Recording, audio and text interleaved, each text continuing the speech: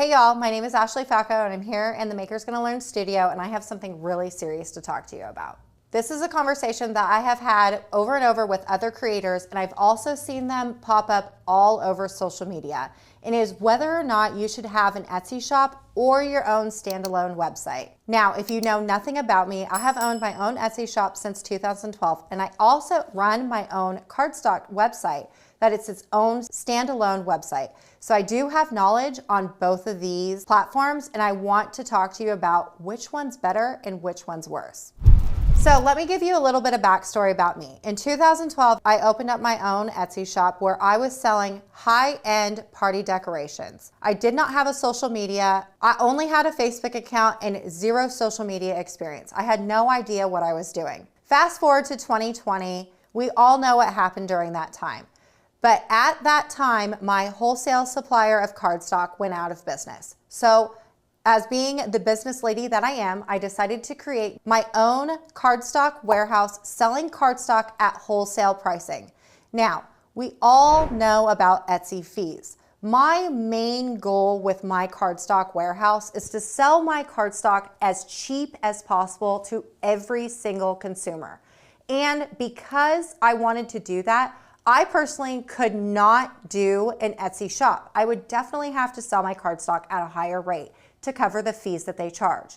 So I decided I was going to open up my own Shopify website, separate from my Etsy store. Now, let me give you a kind of a close look at what it was to open up my Shopify website. I, at that point in time, signed up for Shopify, which was $100 a month. Then I had to watch a boatload of YouTube tutorials on how in the world to even make my website. You have to learn how to code, you have to add in your apps, you have to figure out the taxes.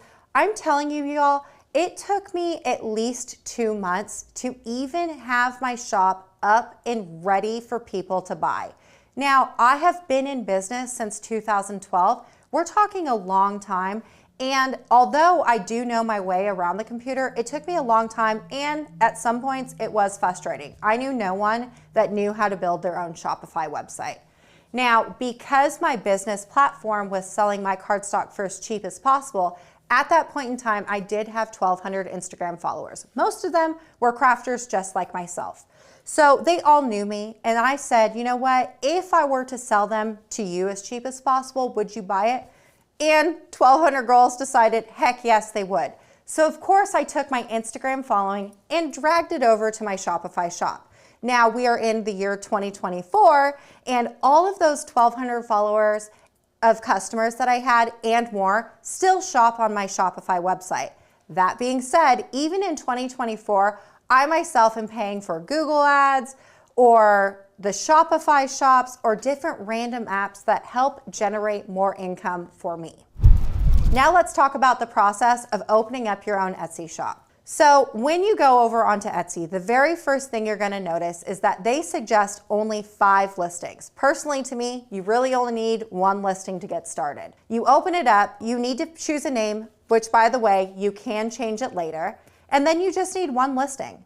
It's 20 cents to add that 1 listing to your Etsy shop. It's very non-committal. 1 listing for 20 cents is a lot better than $100 a month. Now, obviously, you're not gonna get a sale right away in either platform that you choose. So, however, on Etsy, they have 95 million active buyers. When I first started mine, I technically only had 1,200. There's a huge difference in numbers, right? So when you put that 1 listing on your Etsy shop, you have the potential of being seen by 95 million people with not even having to pay for 1 social media ad, marketing ad, or even knowing how to code. Now, I would definitely not just stop at 1 listing. I always suggest when you have that 1, you keep adding listings to your Etsy shop. Yes, it costs you 20 cents per listing. However, you're gonna have to put a lot of listings in your shop to reach that $90 a month. Mind you, the 20 cents lasts you for 3 months.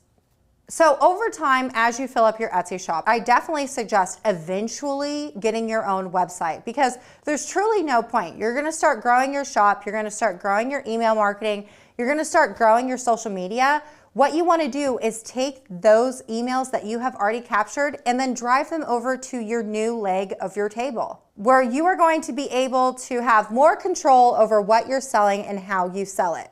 I do suggest that you run your Etsy shop for a little while. You want to make sure that what you're selling is a sellable item.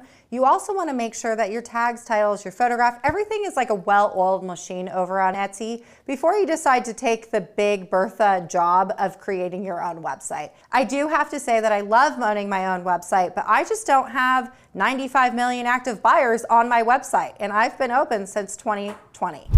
And let's go back to about email marketing here and a little bit about marketing. The Super Bowl happened in 2024. Did you know how much it cost for one Super Bowl ad? It was $7 million for one Super Bowl commercial.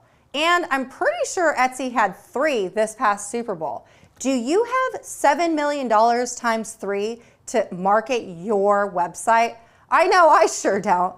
So the fact is that Etsy, yes, the fees are a little bit higher over there, but they spent a lot of money to drive new customers to their website so you can sell more items on their website. So yeah, the fees are a little bit higher over there, but you know, we got a lot more buyers over there than over on my website where I don't have $7 million to spend on one Super Bowl ad. And I did look up a little statistic, and year over year, Etsy has increased their buyers 55%. So if you are asking me, and you don't know me from anything, but honestly, if you are asking me, what I would suggest doing is start your Etsy shop now, build it, and just get all of that figured out. How you're gonna sell, how you're gonna ship. What does that look like for you before you take the monster task on of trying to code and figure out how to build your own website? Once you have a social media following and you have a really good email database, then start going over to your own website and figuring out how to make that and how to make that run.